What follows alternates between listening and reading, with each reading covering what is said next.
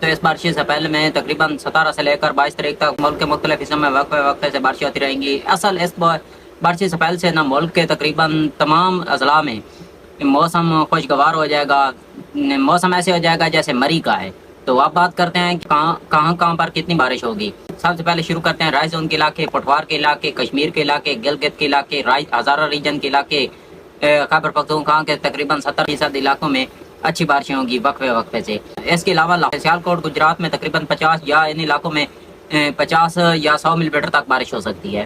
اب بات کرتے ہیں لاہور، سور، باول نگر بارڈر کے ملکہ علاقوں میں تقریباً 60 سے 80 ملی میٹر تک بارش ہو سکتی ہے۔ وسطی پنجاب میں تقریباً جنگ، سرگودا، فیصل آباد، چنیوٹ، ٹوپا، اس کے علاوہ سہیوال، یہاں پر تقریباً 25 سے 30 ملی میٹر تک وقفے وقفے سے بارشیں ہوں گی 17 سے لے کر 22 اگست تک۔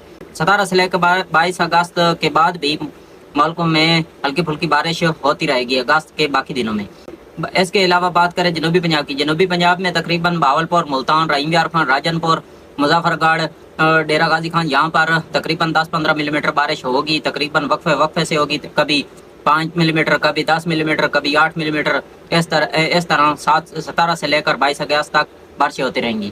اس کے علاوہ سندھ کی بات کریں تو سندھ سے پہلے اب پھر اچھی طرح نظر آ رہا ہے، امید ہے کہ اچھی بارشیں ہوں گی۔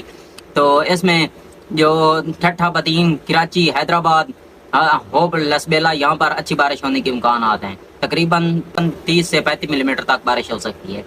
تو تھل کے ایریا کی بات کریں تو تھل کے ایریا بکھر، لیا، توسا، میاں والی، یہاں پر بھی اچھی بارش ہونے کے امکانات ہیں۔ اس کے علاوہ بلوچستان کے جو کچھ اضلاع ہیں تقریباً 40% اضلاع جو ہیں یہاں پر اچھی بارش ہوگی۔